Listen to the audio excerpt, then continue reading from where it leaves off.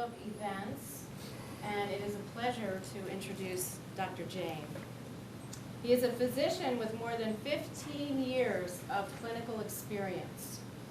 He holds certifications in diagnostic radiology, integrative medicine, and healthcare quality management.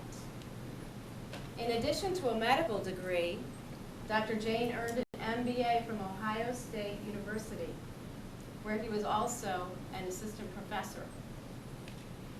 One of life's challenges is figuring out how to make decisions that improve our overall quality of life. Dr. Jain has written a book, Optimal Living 360, in which he teaches us how to make decisions in order to receive the highest return on our investment in life, and how to achieve the right balance. The book has been described as an instruction manual for living. Dr. Jain's book is available for purchase at Amazon.com or also at Barnes & Noble bookstores. Tonight, he will be signing book cards if you're interested afterwards. Dr. Jain? Thank you very much, and thank you for showing up. And we finally have great weather.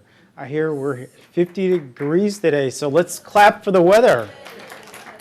Because I'll tell you, the seasonal depression that's kicked in my life, in my family, I'm sure you've all experienced the same thing.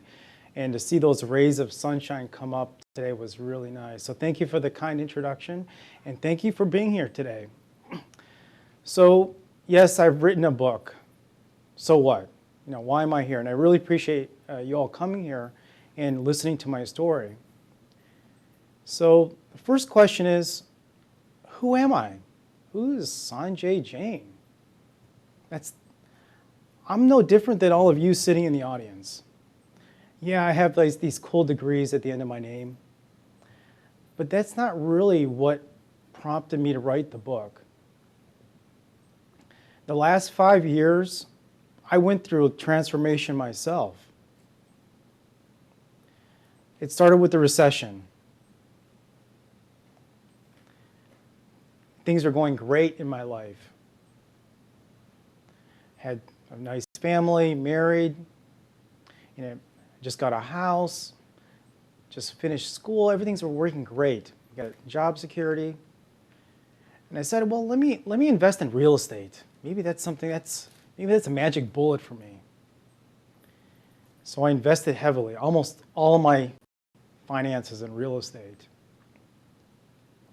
Who would have thought in 2006 that in 2008 the real estate market's going to crash?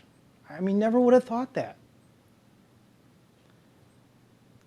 So here I am, a hardworking person, just like everybody else. I decided to take a shortcut. You know what? I'm earning a job, but it'd be nice to get some rental income on the side and may not have to work so hard. So I decided to take a little bit of shortcut, invest in real estate, and things were going good. And then things went sour. The Lehman Brothers issue hit. The bank was going to go in bankruptcy. And little did I know that this was going to affect me. I thought, okay, that's just the bank. And then all of a sudden, my tenants left. I had some empty buildings, and I couldn't pay the bills. I could not pay the bills. And you're a doctor. Everything's great. You've had it made in life. That's not really true, because as a physician, my financial health was going south. But it didn't stop there. I was getting stressed out. What am I going to do? I got to support my wife, my child. I can't even pay the bills. My poor wife is sitting at home taking care of our young child, maybe 1 year old at the most. And she's worrying about raising a kid. I'm trying to worry about what am I going to do with my family. So I'm getting stressed out. So now all of a sudden my mental health is being affected. Didn't stop there. My relationships. I was ashamed. I felt like a failure. How do I talk to my dad or my parents or my family and tell them I'm in this bad situation? So I went in this little shell. I didn't want to share my problems. I didn't want to talk about it. I wasn't calling my friends as much. I kept to myself, so my relationships got affected. Didn't stop there. Then all of a sudden my health started getting affected. I was eating things I shouldn't be eating. Yeah, I'm a doctor, but believe it or not, in medical school, they don't teach you how well to eat. They teach you a lot of pathology, all this medicines and how to treat diseases. But did they really teach me how to take care of myself? So I was starting to gain weight. I was probably 20 pounds overweight.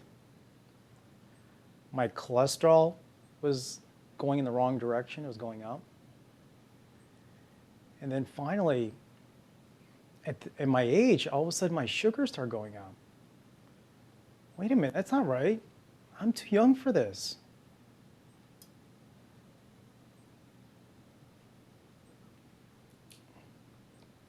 So I had to go home one day with a glucose meter to stick my thumb and check my sugars. I said, this has got to stop. This has got to stop. So this happened to me, and my problem is probably not even compared to some other people's problems. Some people have probably worse problems than me. So just to frame it, some people have to deal with worse situations. But nonetheless, it was a problem that I had to face. So how do you deal with this? It's very confusing. You go to the bookstore, there's all these people out there, there's information overload. You type in the internet, all this information, you get confused. There's so much information, you get overloaded. So I reached a point where I needed help myself. Who do I go to? Who do you go to? You go see a doctor, you go see a financial planner, there's an endless amount of people to go see. But the problem I realized is that when you go to one expert, they don't really know your other parts of your life. When I initially bought the real estate agent, it's a great investment. On paper, he didn't tell me how much of a pain it was to deal with the plumbers, to deal with, other things which wasn't really part of my personality. He never took a personality test. He said, well, you're a good fit for this. And I realized that all these experts that are out there give you advice, but it's only one-dimensional. It's only that one category. And they don't really see the connection to the other parts of your life. And so I'm here with all these issues. I had two choices, two pathways to pick. Either give up or do something about it. I had to do something about it. And it wasn't just about me, it was about my child and my wife and the people around me. So I was in a situation where I needed help. And the biggest question is, where do you start? Where do I start? And that's the biggest question I had to ask. Where do I start? And it's hard to start everywhere. It's really not easy to do that way. So really it's about trying to find a point to start. And I started about empowering myself. I didn't have the knowledge. Yes, I'm a doctor. But did I really have the knowledge on how to live well? And I don't think I had that. So during this time of getting myself out of this mess that I was in, I had to research and learn the things that needed to be done to live a better life. How do you lose weight? There's so many books out there. I mean, seriously. I mean, there's a name, there's a diet, the 10-day diet, the 7-day diet, the 3-hour diet, the 17. I mean, I could never figure it out.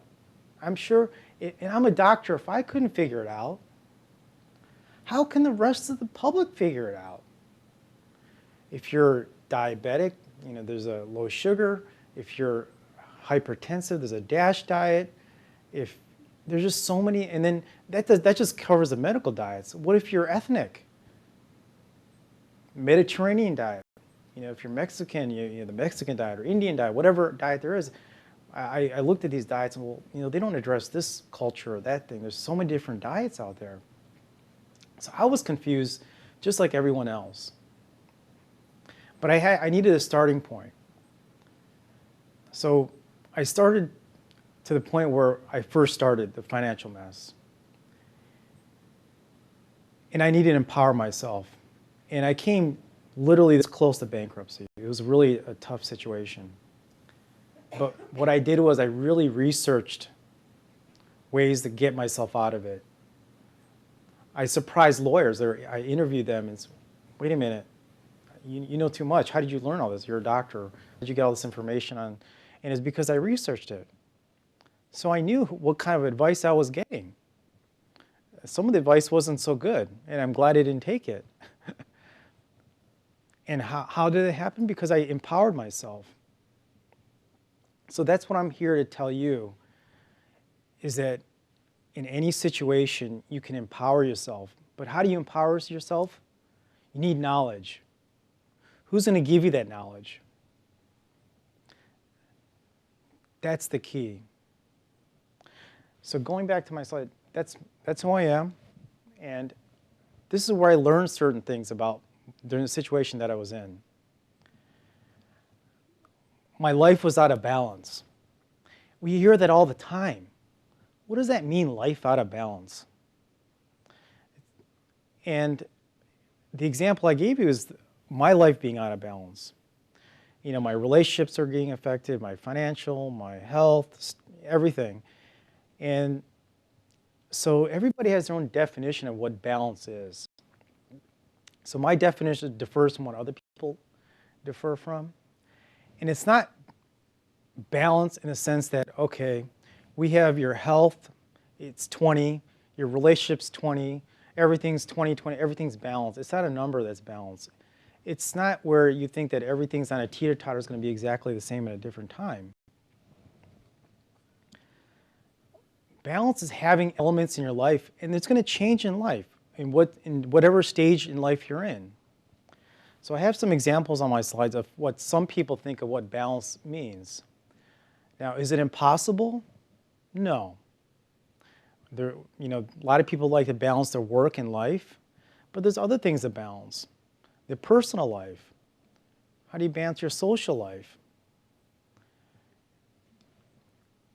Here's another slide. Not quite raising the question of, was a work-life balance? How do you find life balance? That's the million-dollar question. How do you find life balance? I guess the question is, let's define that first. There's some people define it differently. So this is one slide where we look at someone interpreted, okay, here's your life purpose. Health and fitness, love and relationships, safety and security, money, work and career. So this is one interpretation of what a balanced life is. Here's another interpretation of what a balanced life is. Financial stability, the power to choose, caring relationships, growth, adventure. This is just another interpretation of what a balanced life is. This is my interpretation. I give it an acronym, ASPIRES. So I have something called life core assets. These are assets in our life that are pretty important. And a lot of it comes from my own personal experience as well. Growing up, I always hear the word, oh, well, money isn't happiness. But then I realized, you know what? After people have been through a crisis, you need some of it to get through. You need something to put something on the table, to pay for your medicines, to pay for some of the health care. So that you need some of that asset to get the other asset. So I created an acronym called ASPIRES. And just to kind of go over these life core assets. Safety is one of them. So if you can see down this list here, ASPIRES. It's a good way to remember it. S for safety. P for physical. I, intellectual, the mind. R for relationships. E, economic. And S for spiritual. So this is my definition of life core assets. And this is something that I've realized over time, and this is what we're trying to balance. And it's going to vary in different phases in life. When you're a student in college, what's going to be the most important? You're trying to study for your exams. That intellectual part's going to be probably higher on your balance sheet. That's going to be prioritized. If you're a professional athlete, the physical, taking care of yourself, is going to be more prioritized. If you're in the workforce, having that part, the economic part, your career will be higher in that balance. So it's going to change in life.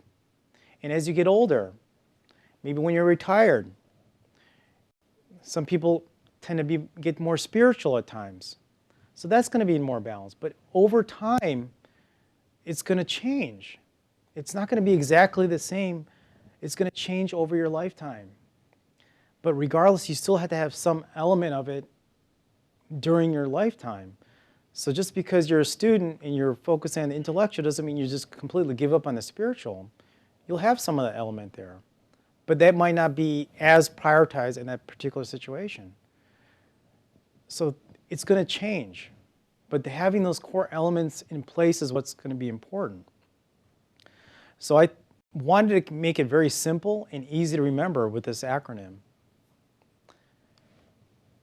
So here's this little magic pie of all the assets.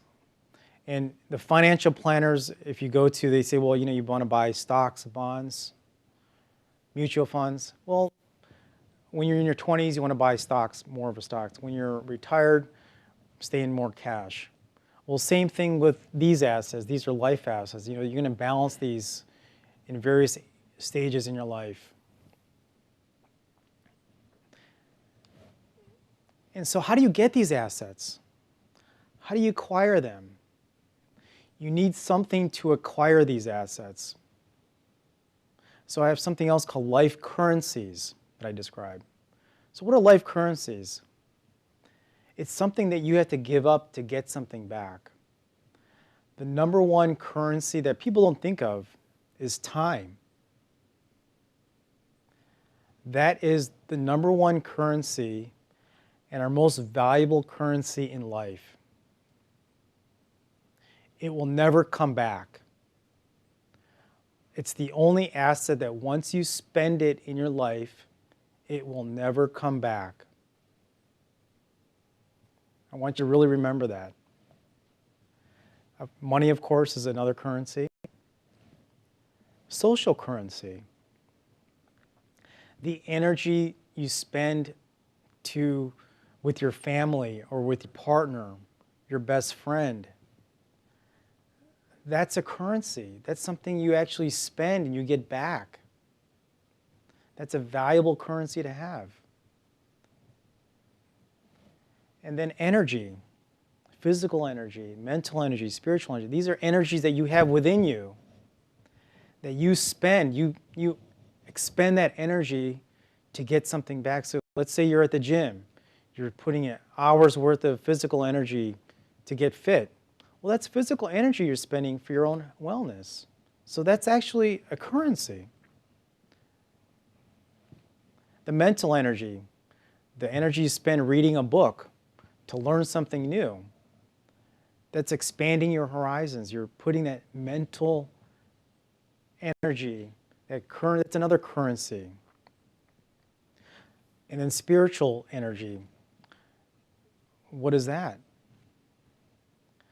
People go to church, sing hymns, prayer. There's energy involved, meditation.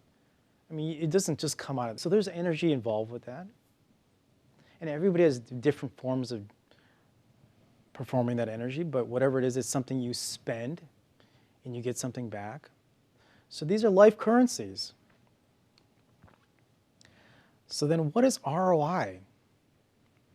So I'm framing some business terminology here, but I'm also framing it into the game of life. Return on investment. So you expend these currencies, this energy. You don't want to lose, you want to get more back than you expend. Everybody wants to do that. That's the whole idea. People want to get more back than what they invest in. So you invest this currency, you want to get more back. This is a formula. You don't have to memorize it, but it's just something that the gain minus the cost over the cost is your return. So this is what you invest in terms of currency. These are the benefits that you gain. Overall, you want to get more benefits back than what you expend. Why would you want to expend something and get less back? That doesn't make sense. You want to work out because you want to have longevity. You want to have a good health. So the whole point of this concept of ROI is that we want to increase our return on investment in our currencies, in our assets. So whatever we expend, we want to get more assets back. Otherwise, what's the point of spending it in the first place? Integrative decision making. So this is tying in a lot of these concepts. This is what I mentioned in the book. What is integrative decision making?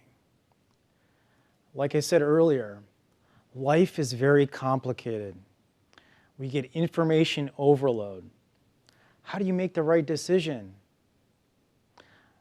I had to make a decision on real estate, but I didn't integrate my decision with my health, mental health. I didn't integrate it with my spiritual belief. I didn't integrate it with my other aspects in life. So that's what this whole point is when you make a decision, integrate it with your other areas in life and who you are.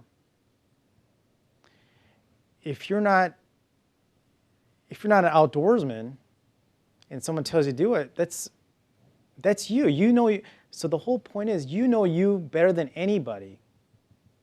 So as much as I can sit up here and talk and probably advise, you're still empowered because you know yourself better than anybody. And that's what I realized, that I can get all this advice, but for example, I'm a patient too sometimes.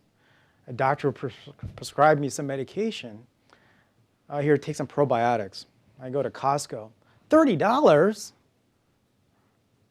You didn't tell me it was $30 for the bottle. So I'm integrating my own decision because the doctor didn't know my personal finances, only I did. When you go to church, they might have a basket asking for a donation. I don't think that they've ever asked for my financial plan and knew what my savings was. So when people donate, they don't know what your personal finances are except you. So only you know yourself very well, who you are. And being comfortable with who you are is very important. So I realized that to be empowered is to be comfortable with who you are and knowing yourself really well. And having the courage to make a decision that's best for you. And that's something I've started to realize that, you know what? I had a personal trainer who was trying to help me out during my weight loss time. And I wasn't losing weight. What was going on? That's because I was going home and I was scarfing down food. That wasn't working. So I had to change things around. But I didn't get the advice from my personal trainer. I ended up changing my diet myself. And I started losing weight. And so that's where I knew myself what was going on in my own life that was a problem. And I'd make that change. So what is integrative decision making? It's a process of making a decision for yourself by integrating the core assets that I just mentioned. And I'm not going to go through it in greater detail, but there's a process I sort of laid out in the book, and I'm going to quickly read it to you. First is define the problem, any problem that you have in life. It could be simple or very complex. And I'm not expecting you to do it for everything, but something that takes a little bit more decision making, obviously. Research your options. Okay, so this is my problem.